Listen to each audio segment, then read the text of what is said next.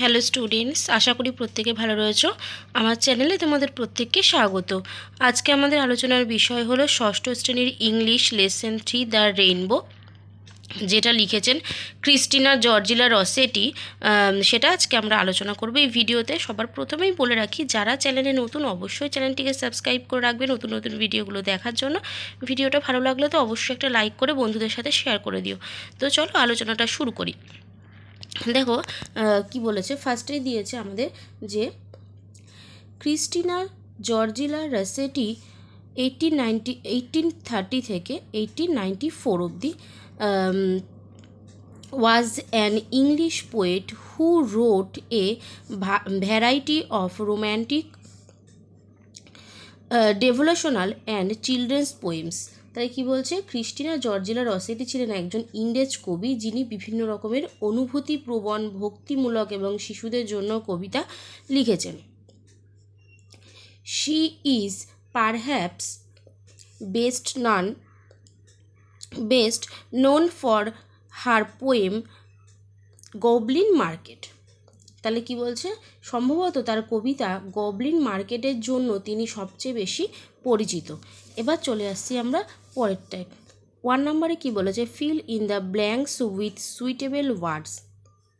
First কি দিয়েছে, we see clouds in the dash.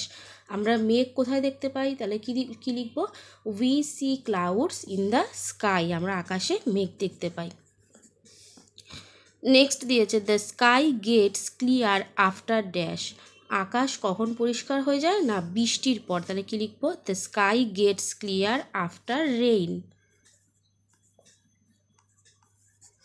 Next বলেছে, an arrow is shot from dash from a dash. তাহলে কি লিখবো, এটা হবে বো মানে হচ্ছে, আচ্ছা কি বলছে, an arrow is shot from a বো, ধনুক থেকে তীর ছোড়া হয়, ঠিক আছে। তারপরে বলেছে, white is the dash of piece. তাহলে কি লিখবো, এটা লিখবো white is the symbol of piece. সাদা হলো শান্তির প্রতীক। এবার চলে আসছি 2 নম্বরে, বলছে লুক অ্যাট দ্য পিকচার। পিকচারটা দেখো, কি দেখতে পাচ্ছি পিকচারটায় না, আকাশে খুব মেঘ করেছে তো সেখান থেকে বৃষ্টি হচ্ছে। আর একটা কি দেখতে পাচ্ছি না, একটা ধনুক দেখতে পাচ্ছি আমরা। এবার কি বলেছে দেখো, which particular word comes your mind after seeing the 2 pictures, write it down in the given box.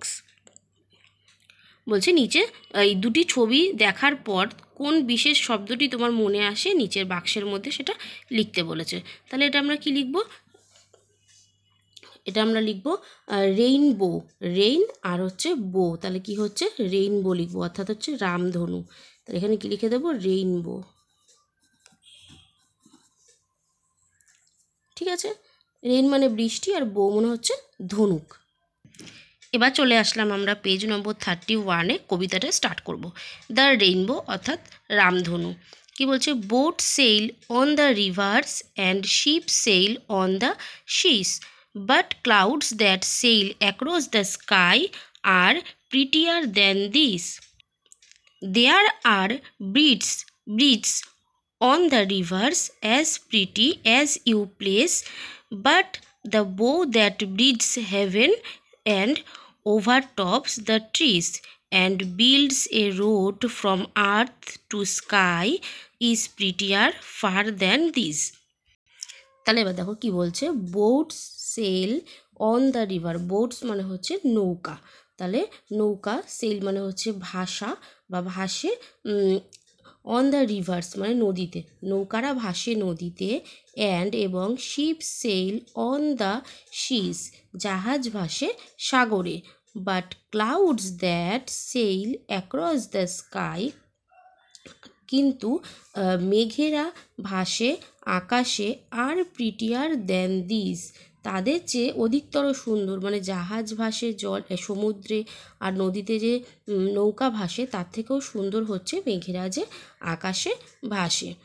There are bridges on the rivers, নদীর ওপর যেহেতু সেতু রয়েছে, ব্রিজ মানে সেতু রয়েছে, as pretty as you please, যেমন তুমি খুশি হও এমন সুন্দর, as pretty as you please, but the bow that breathes heaven, কিন্তু the bow that breathes heaven and overtops the tree, কিন্তু সেই যে বো, এখানে বো বলতে রামধনুর কথা বলা হয়েছে, সেই যে রামধনুর মতো যে সেতুটা হয় যেটা কিনা গাছপালাকে ছাপিয়ে স্বর্গের দিকে নিয়ে যায়, স্বর্গের কাছে নিয়ে যায়, and builds a road from earth to sky, আর এটা মাটি থেকে আকাশ অবধি একটা পথ তৈরি করে, is prettier far than this, তাও সেটাও কিন্তু অনেক বেশি সুন্দর। তাহলে কি বলছে যে boat sail on the rivers, মানে নদীতে যে বোট ভাসে বা নৌকা ভাসে, and ship sell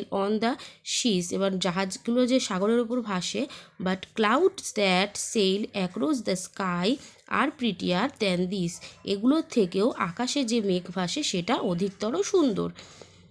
There are bridges on the rivers as pretty as you please, বলছে নদীর ওপরে যে সেতু রয়েছে যেটা দেখে তুমি খুশি হও, but the bow that breathes heaven and overtops the trees, কিন্তু সেই সেতুটা অনেক সুন্দর যেটা কিনা আকাশের ওপর, আকাশের কাছে, স্বর্গের কাছে নিয়ে যায়, যেই সেতু মানে যেই রেইনবোটা, যে বউটা ধনুকের মতো যে বউটা হয়, সেটা গাছপালা ছাপিয়ে যে স্বর্গের কাছে নিয়ে যায়, and builds a road from earth to sky, যেটা কিনা মাটি থেকে বা এই পৃথিবী থেকে, আমাদের পৃথিবীর মাটি থেকে আকাশ অবধি একটা সেতু তৈরি করে, একটা রাস্তা তৈরি করে, is prettier far than this, এটা কিন্তু এই যে নদীর ওপরে যে ব্রিজ সেটার থেকে আরও অধিক বেশি সুন্দর।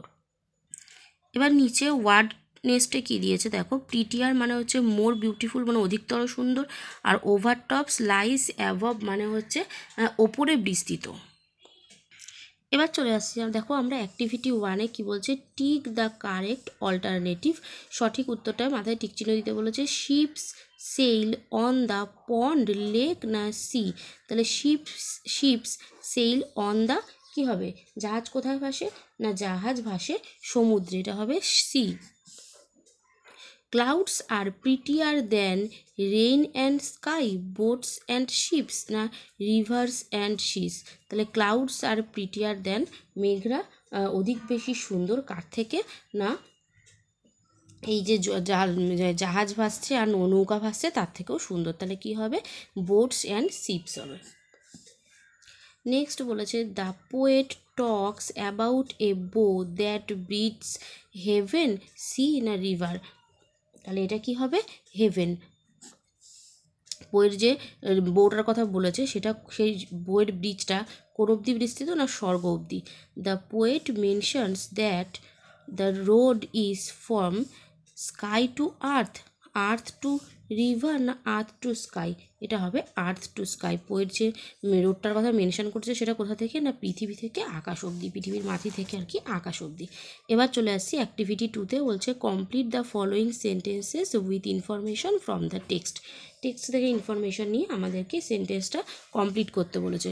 বোটস সেল অন, বোটস মানে কি, বোটস মানে হচ্ছে নৌকা, ছোটো নৌকা যেগুলো, সেগুলো কোথায় ভাসে না দ্য রিভার হবে নদীতে, দ্য রিভার। নেক্সট বলেছে the sailing boats and ships are less beautiful than, এটা কি লিখবো আমরা, এটা লিখবো ক্লাউডস। সেলিং বোট ভাসমান যে নৌকা আর জাহাজগুলো কম সুন্দর কার থেকে না মেঘের থেকে। তারপরে বলেছে ব্রিজস আর বিল্ট ওভার ড্যাশ, ওভার কি হবে ব্রিজস আর বিল্ট ওভার দ্য রিভার, ব্রিজগুলো রিভারের ওপরে বিস্তৃত, তাহলে কি লিখবো দ্য রিভার। নেক্সট দিয়েছে দ্য বো বিল্ডস ড্যাশ, কি লিখবো দ্য বো builds a road, a road from, the bow builds a road from earth to sky, from earth, EARTH, earth to sky।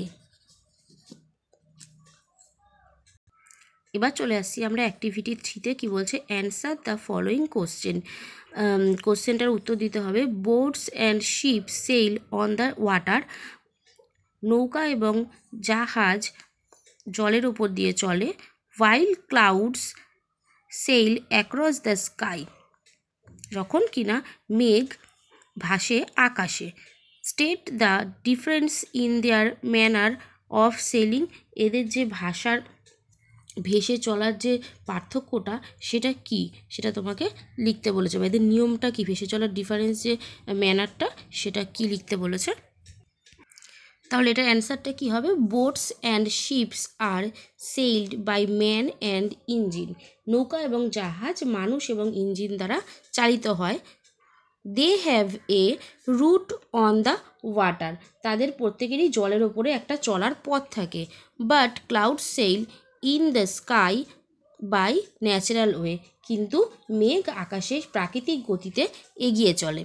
The clouds have no particular route across the sky, কিন্তু মেঘ যে আকাশে ভাসে তাদের কোনো নির্দিষ্ট পথ নেই। তাহলে আজকের ভিডিওটা আমরা এখানেই শেষ করছি। পুরো অ্যাক্টিভিটিটা যেহেতু করতে গেলে ভিডিওটা অনেক লম্বা হয়ে যাবে, তো নেক্সট ভিডিওতে আমরা পরের অ্যাক্টিভিটিগুলো থেকে শুরু করব। আজকের মতো এখানে এটা দেখা হবে নেক্সট ভিডিওতে।